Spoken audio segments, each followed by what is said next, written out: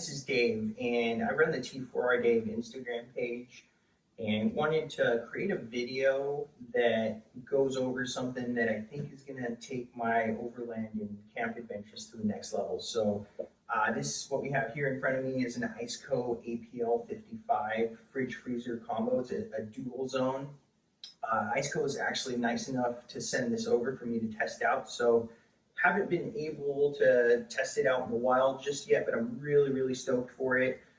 So in this video, what I'm going to go over are some of the benefits of it versus the traditional ice chest, as well as what fits. So one of the things that I realized in my search, because I wasn't sure what size that I would need, was that not very many people showed what fit in it, exactly what fit. So wanted to do that for anybody that's on the market for that. Again, this is a 55-liter fridge freezer combo, and let's dive in. So one of the first things you're going to notice when you open the box is this beautiful thing. It's about 29.5 inches long by 19.5 width and about a 19.5 height. Don't quote me on those specs. I may be off by a little bit, but it'll give you a general idea of what you can kind of expect. Along with that, it comes with some spare parts. These are a couple of extra spare bumpers. I doubt that I'll need them, but it's nice to know that you have that in case anything happens to them, along with a couple extra hinges. So there are latches here, the hinges that help solidify the seal. So I think that's an awesome feature as well. Comes with a DC cable that you can plug into both sides. So I think that's a really great feature because you can load it into your rig with this side facing out or this side facing out. This side has the user interface over here. It's very intuitive and user friendly. I'll get into that a little bit later. It also has the AC cable, the wall plug. That's only on the user interface side. But yeah, I think from what I can tell, again, haven't taken it into the wild just yet, but it seems very durable. It has a very sleek design, and overall, just the build quality on this is pretty impressive. It has a sec op compressor. I think that's what the Dometic uses. So this is definitely a contender of that. The compressor is extremely quiet. You don't even know that it's on half the time. So I really like that. One of the other standouts to me is, it might not be a big deal for anybody else, but it does have a slow close hinge system. So if you have little ones, you don't have to worry about them slamming their fingers. I take my wife and my 2-year-old daughter with me on my camping trips, so that's definitely a feature that will save some little fingers. Again, one of the things that I noticed really early on in my research is people don't really get into what actually fits in it. So right now I have it packed for a 2-day, 2-night trip with that 2 breakfasts and 2 dinners and some snacks. Definitely need snacks for the little one. But it definitely fits all that, as well as a few drinks to keep cold. I'm going to have to reload it occasionally, but that's a non-issue. Some of the standout benefits of it versus having your traditional ice chest is not needing ice anymore. So I used to lug around a huge ice chest. I think it was 100-quart igloo, and half of it is ice, and your food gets soggy, and it ends up being a big mess. So this is going to be that game changer for me. Aside from that, I got into the dimensions of it. It is about 55 pounds empty.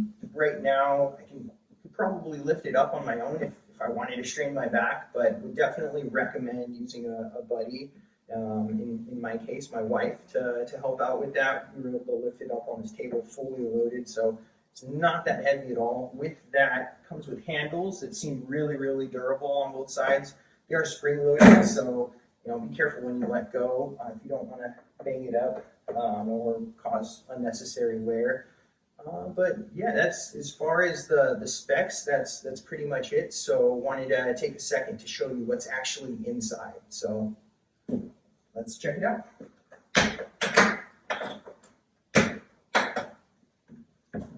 So again, it's about 2 days worth of food. With that, take about 12 eggs. Let's move this out of the way. Some blueberries. My little one loves blueberries. I have a bunch of drinks on this side. I have about 6 cans and about 8 water bottles. I have some condiments here.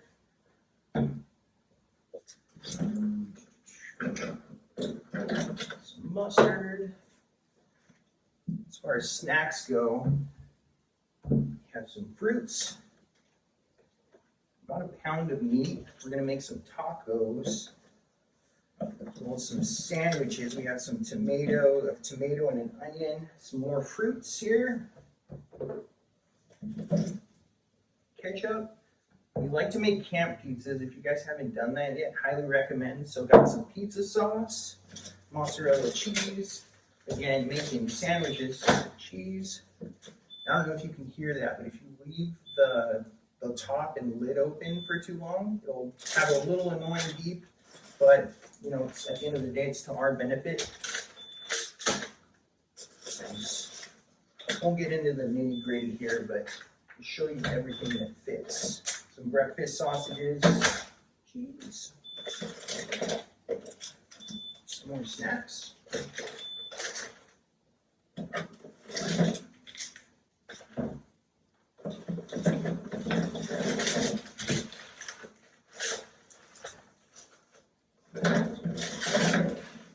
Again, all of that food fits, and I still have, just to show you,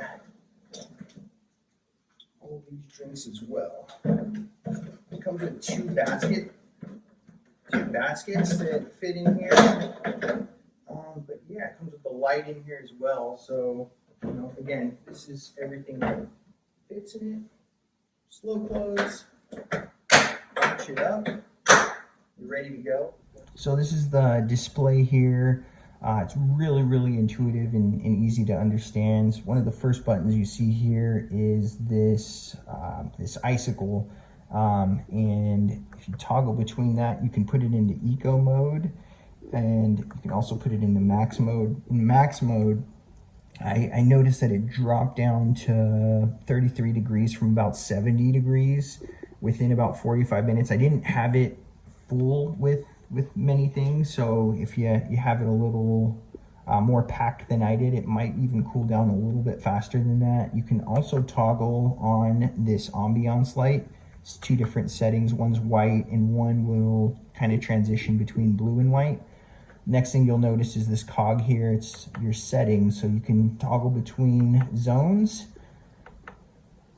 as well as adjusting the brightness. To do that, you would just press this plus and minus button. Likewise, to change the zones, if you press it again, it will get you to the surge protector mode. You can change whether or not you want Fahrenheit or Celsius.